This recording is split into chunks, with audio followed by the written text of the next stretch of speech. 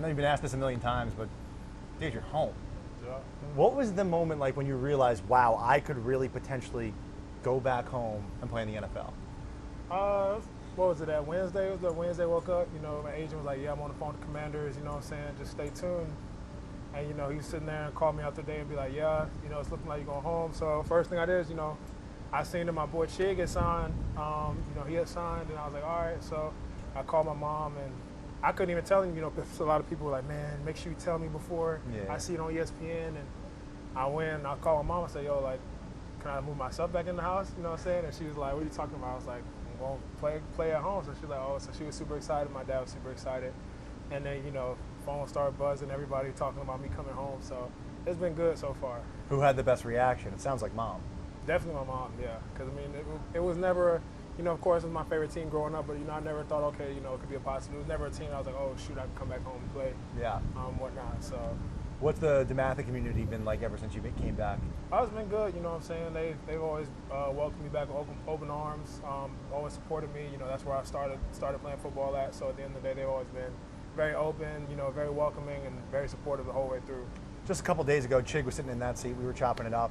And we talked about you, and we talked about the smack talk between you guys, and that I said, oh, you guys are jawing at each other? He goes, oh, I jaw at him before he even gets to the facility. What is that relationship like between the two of you? Because it sounds like a lot of smack.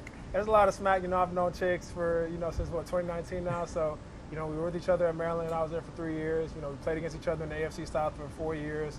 And, I always, my bragging rights is that, the past 6 times I played against him, I haven't lost. So, at the end of the day, it's always fun to play against him. It's always fun to practice against him.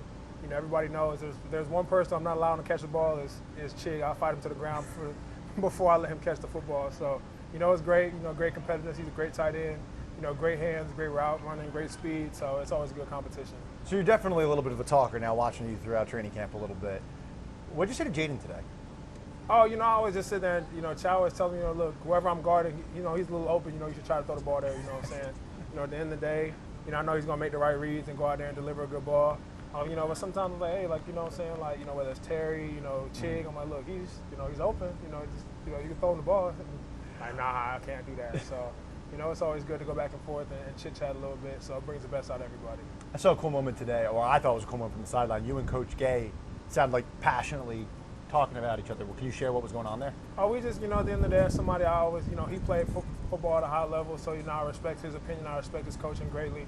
Not to say I don't respect anybody else's, but, at the end of the day, me and him have that great connection where we can sit there and talk back and forth. If there's things that, we, of course, we both play, so it's like he might see something one way, I see it another way.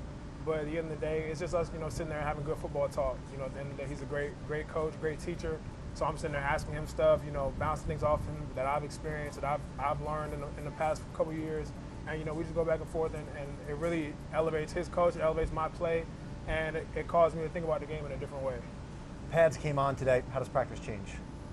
It shouldn't change much except for a little pad popping here and there. Everybody still has to, go know your responsibility, play with good technique, and at the end of the day, get the ball, take the ball away.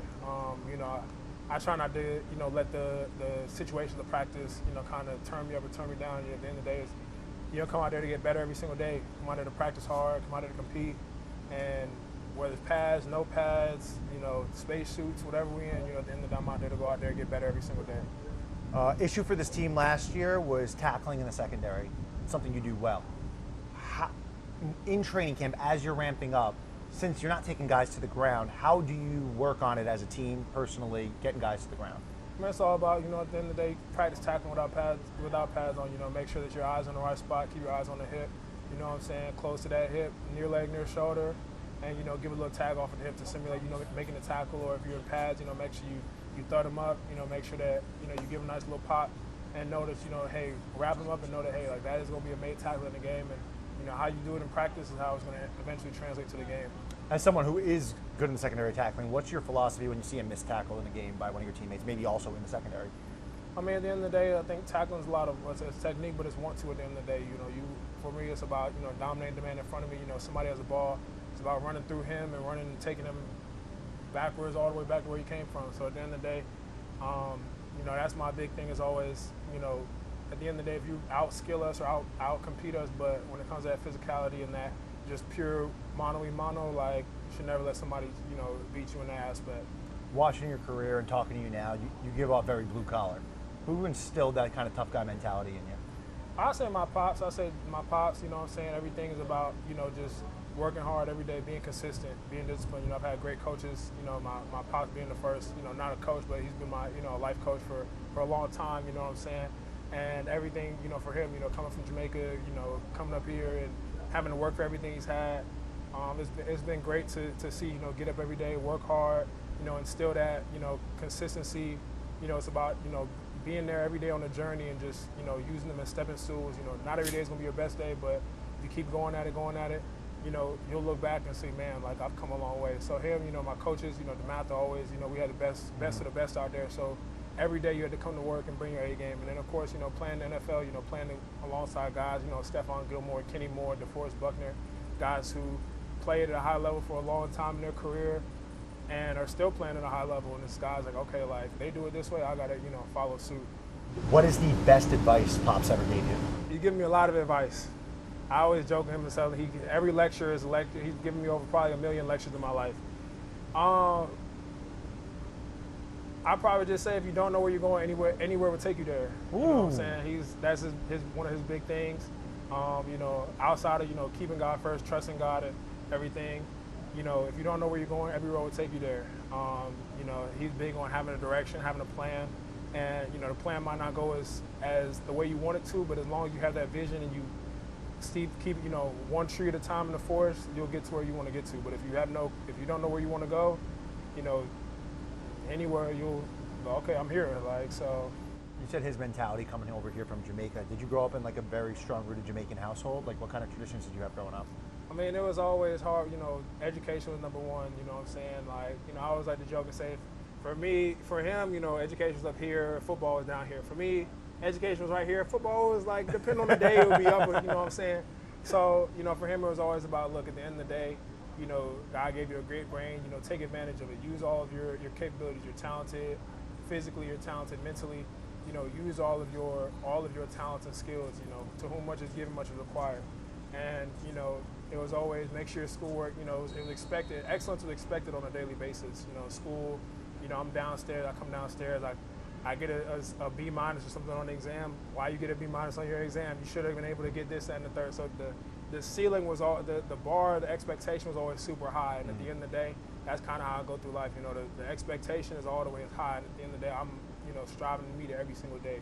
So he's one of those people who I'm always striving to make him proud. And I know if I make him proud, make anybody proud, because he's not easily impressed by this or that, but. At the end of the day, I think he respects hard work. He respects, how I go about my stuff, and I respect him how he goes about his stuff too. I love that. Going back to football real quick. This new defense, I know it's new for you, but it's new for the whole defense. How has the relationship been with Durante Jones and kind of learning this new system for the defense? Because the defense looks real good right now. It's been good, you know what I'm saying? Everybody, the good thing is everybody came in learning from day one. Everybody came in at level one, day one. The bad thing is everybody came in level one, learning from day one. So, at the end of the day, we're all learning at the same speed, at the same pace. So everybody's working out the kinks and everything at the same time. And, Durante's coming in, he's been a great teacher of the defense, trying to teach us, different, be aware of certain things, how teams are going to attack this style of defense. And, it's been a really fun ride, you know what I'm saying? He did some great things. Him and Flores did some great things in Minnesota. And, I'm excited for what he's going to bring here, too. Appreciate you. That was great. That was fun. Appreciate it. Yes, sir.